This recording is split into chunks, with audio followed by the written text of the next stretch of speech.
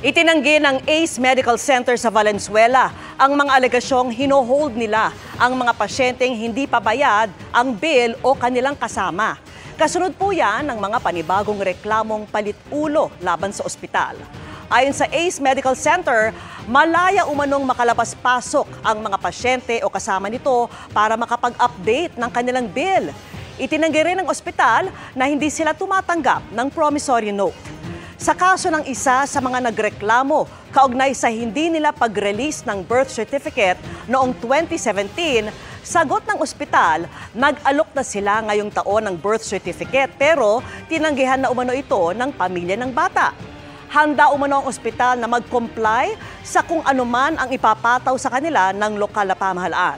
Pero giit nila, wala umanong dahilan para ipasara ang ospital. Nauna nang naglabas ng warrant of arrest laban sa 3 staff ng ACE Medical Center para sa kasong grave coercion para sa naunang kaso ng umunoy palit-ulo.